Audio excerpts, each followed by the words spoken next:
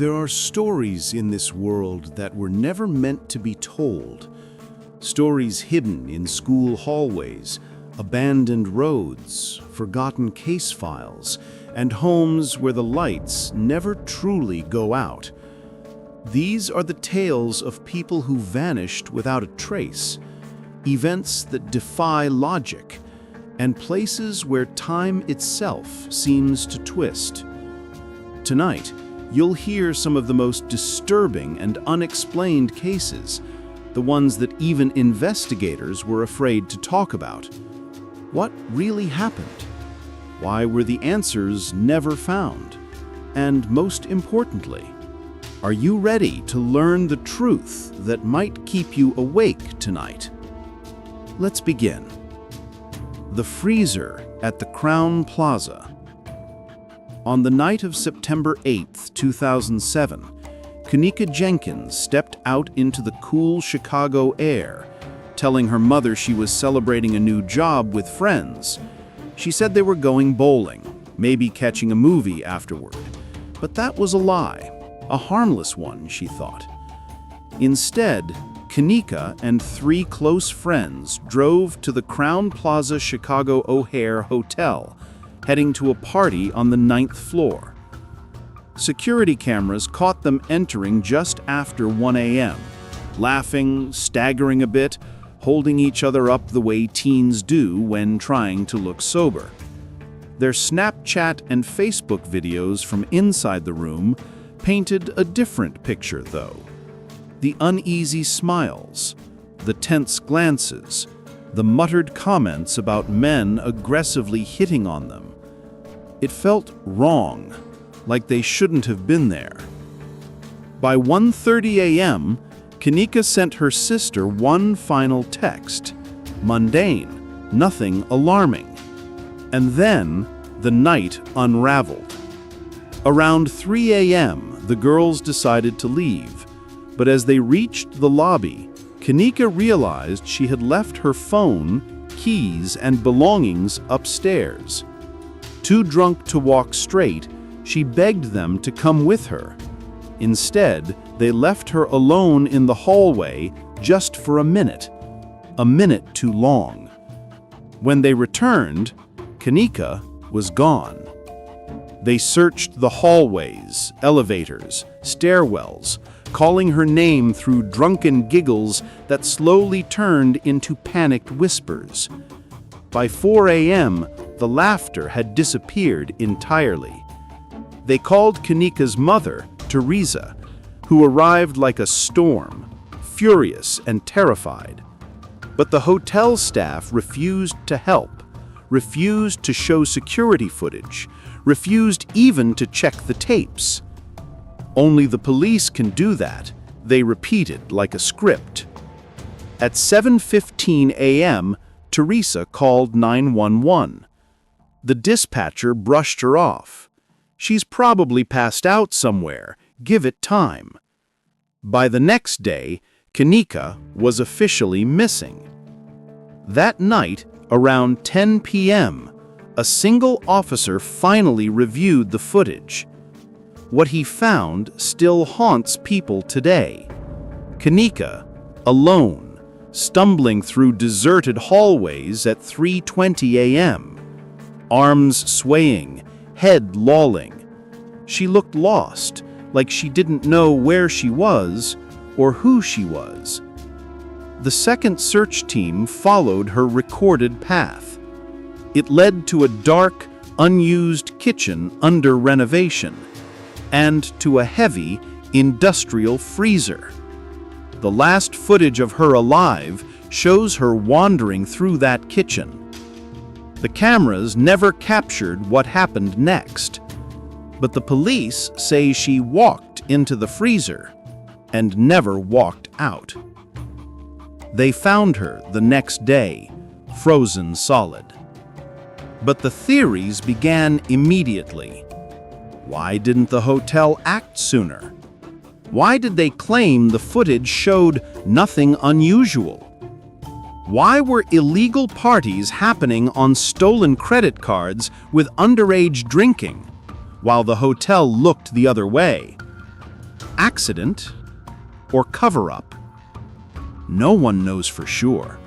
But if Kanika's story leaves you unsettled, the next one drags you somewhere far more isolated, where 3 men vanished without a trace, leaving behind only a journal filled with fear. The Vanishing at Island Moor. On a remote, wind-battered island off the coast of Scotland stood the lighthouse of Island Moor, tall and white against a sea that never rested. 3 lighthouse keepers lived there: Thomas Marshall, James Ducat, and Donald MacArthur. Tough men, experienced, the kind who laughed at storms and scoffed at ghost stories. But in December of 1900, something broke them. Something left the island so silent, it terrified even seasoned sailors. When the monthly supply ship approached the island, the crew expected to see one of the keepers standing on the cliffs waving, as they always did. But no one appeared. No smoke from the chimney. No movement in the windows. The island felt dead. The captain ordered a search team ashore. As they climbed the steps to the lighthouse, the wind howled, pushing salt across their faces. Inside, the air was still. Too still. 2 of the heavy waterproof coats were missing from their hooks. The kitchen table was set, but chairs were knocked over, as if the men had risen suddenly, abruptly, maybe in fear. A clock had stopped. A cold meal sat untouched. A sense of urgency clung to every corner of the room. Then they found the logbook. The entries began normally until December 12th. Severe storms. Ducat, very quiet. MacArthur, crying. MacArthur crying? He was known as the toughest of the 3, a man quick to fight, slow to fear. The crew glanced at each other. None of it made sense. The next entry was worse. Storm still raging, all praying. Praying? These were men who'd spent years in isolation. They'd lived through storms that ripped ships apart. Why would they be praying for their lives? The final entry sent chills through the captain's spine. Storm ended, sea calm, God is over all. But the strangest part wasn't the silence, not the missing men, not the overturned chairs or the coats that were gone. No, the strangest part came from the captain's own knowledge of the sea. There had been no storms. The waters around Island Moor were calm the entire week. Hours after discovering the empty lighthouse, the captain gathered his men and stared out at the sea. Somewhere beneath the dark waves, he imagined the 3 keepers floating, swallowed by something no one would understand. The official theory claimed that a wave had swept them away while they tried to secure equipment outside. But even the captain didn't believe it. The lighthouse remained empty for months afterward. Replacement keepers reported strange sounds, footsteps on the stairs, voices whispering from the cliffs, doors opening on their own. Some left after only a few days. To this day, no bodies were ever recovered, no explanation ever agreed upon. Only a silent island, a lighthouse that still flickers at night, and a logbook that describes a storm that never existed. But if an isolated lighthouse swallowed 3 men without leaving a trace, the next mystery is even darker. 2 young travelers, a jungle that seemed alive around them, and a camera that captured something no one can explain. The Lost Trail of Chris Kremers and Lisanne Froon. Chris Kremers and Lisanne Froon arrived in Panama full of excitement. 2 young Dutch women, best friends, eager to explore the world before stepping fully into adulthood. They photographed everything: smiling selfies, lush green mountains, the small village of Boquete where they were staying. On April 1st, 2014, they set out on the Pianista Trail, a popular hike known for its scenic views and for how quickly it can turn deadly if you stray from the path. The morning was clear. Their early photos show them laughing, pointing at the landscape, unaware that the jungle was already closing in behind them. Hours later, their trail vanished, and so did they. For days, search teams combed the rainforest. Helicopters scanned the canopy, dogs sniffed the undergrowth, locals formed search lines. Nothing. It was as if the forest had swallowed them whole. 10 weeks later, a local woman found a backpack along the bank of a river, miles from where the girls were last seen. Inside were their passports, 2 bras, some money, a water bottle, and a camera. The camera became the heart of the mystery. The first photos were normal: hiking, views, the path. Then the images stopped. And after that, darkness. More than 100 photos taken in complete blackness. A flash cutting through the void. The jungle floor captured in fragments, wet rocks, tangled roots, a deep ravine. One picture showed what looked like the back of Chris's head. Another seemed to be a crude attempt to light up the forest, as if they were signaling someone, or searching for someone, or something. But the timestamps were the most horrifying detail. These photos were taken days after they went missing. Their cell phone logs revealed even more. The girls had tried calling emergency numbers dozens of times, desperately seeking a signal. At one point, Chris's phone was turned on multiple times without entering the correct PIN, as if someone else, or something else, was holding it. Weeks after the backpack was found, bone fragments appeared along the river. Lizanne's femur, Chris's pelvis. The remains were scattered, bleached unnaturally white, as if exposed to extreme conditions. Forensic experts disagreed on what could have caused it. Some believe they slipped into the ravine during a storm. Others believe one died early, and the other survived for days alone, terrified, trying to find help. And then there are the darker theories, the ones locals whisper about. That someone else was with them. That one girl was alive long after the other's death. That the nighttime photos were attempts to see through the jungle because they weren't alone in it. More than a decade later, the forest still holds its secrets. The camera captured their final moments, but it never told the full story. But if the jungle's silence hides horrors, the next mystery takes place in a place meant to be safe. A school, a gym, and a rolled wrestling mat, and a case that still shakes the entire community to this day. The mat in the gym. The death of Kendrick Johnson. On a cold January morning in 2013, students at Lowndes High School in Valdosta, Georgia, walked into the gym expecting a normal day. Instead, they found horror.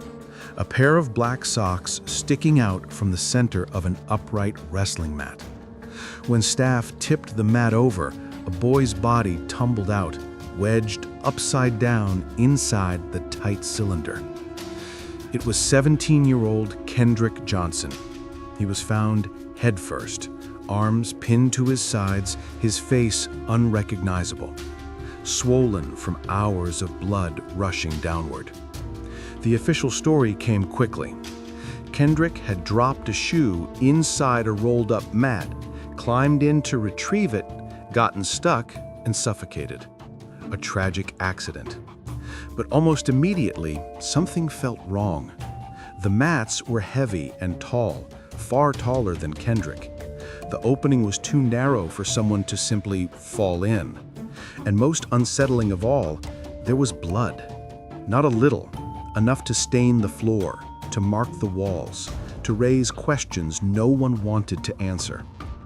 The sheriff declared the death accidental within days. Kendrick's parents didn't believe it. They ordered a second independent autopsy. That pathologist delivered a bombshell. Blunt force trauma to the right side of Kendrick's neck. A blow, a strike, not an accident. And then came another horrifying revelation. When Kendrick's body was returned to his family, his internal organs were gone. His torso had been filled with newspaper. The funeral home claimed the organs were destroyed by natural processes. Investigators insisted nothing unusual happened, but the truth remains disputed to this day. Then there was the surveillance footage. Kendrick was seen entering the gym earlier that day, but the footage was missing hours, literal chunks of time. Some cameras malfunctioned, others didn't record, and angles that should have shown Kendrick's final moments simply weren't there. The school said the cameras didn't cover that part of the gym. The parents believed it was a cover-up. Rumors spread fast. Some students had fought with Kendrick before. Some came from families with strong ties to law enforcement. People whispered that the truth was being buried along with Kendrick. Nothing added up.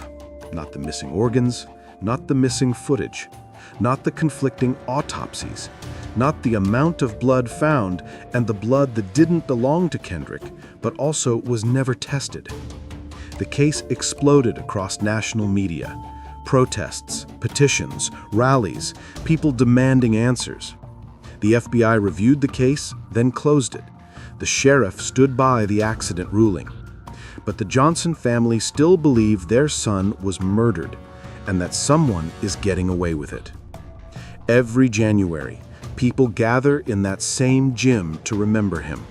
A silent reminder of a boy found upside down in a mat and a truth that still hasn't come out. But if Kendrick's case is disturbing, the next story is something far larger. An entire family that vanished without a trace. No crash site, no bodies, no explanation, until the river began giving up its dead. The Martins and the river that wouldn't speak. On December 7, 1958, the Martin family, Kenneth, his wife Barbara, and their daughters, Barbie, Susan, and Virginia, climbed into their cream and red Ford station wagon for what should have been a peaceful Sunday trip. They planned to gather greenery from the Oregon woods to decorate their home for Christmas. It was afternoon when they set off, the kind of cold, gray winter day where the world feels muted. 3 hours later, they were seen at a gas station near Cascade Locks. A brief stop, nothing unusual. Then they drove another 20 miles to a small diner called Paradise Snack Bar. The waitress remembered them well. A normal family, smiling, eating burgers and fries. She watched them leave around 5 p.m., even though Kenneth disliked driving after dark. That was the last confirmed sighting of the Martin family alive. When Kenneth didn't show up to work 2 days later, something he had never once failed to do, alarm bells rang. Police entered the Martin home that night. Everything inside told the same story. They had planned to return. Dishes in the sink, clothes mid-wash, a Santa suit laid neatly on a bed. No signs of struggle, no forced entry. Just absence. Soon, newspapers exploded with headlines. 5 different law enforcement agencies launched parallel investigations, all confused, all desperate, all chasing ghosts. Then the sightings started. People claimed to see the Martins everywhere: Oregon, Washington, Montana, even as far as Iowa. Usually a couple with children in a matching car, but none of it was ever verified. Witnesses also reported something darker. 2 men standing beside a car that looked like the Martins, parked under the Bridge of the Gods at dusk. The men were talking to the passengers inside the vehicle. No one knew if the passengers were alive or afraid. No one knew if the sighting was real. But then the river began whispering clues. Investigators found tire tracks near a cliff above the Columbia River, and on the jagged rocks below, fragments of cream-colored paint matching the Martins' car. It looked like the vehicle might have plunged into the river, but the angle of the tracks, it didn't match an accident. It looked intentional or forced. When detectives suggested diving the spot, 2 police officers immediately shut it down, claiming it was too dangerous, even though professional divers insisted the area was safe. That decision would haunt the investigation forever.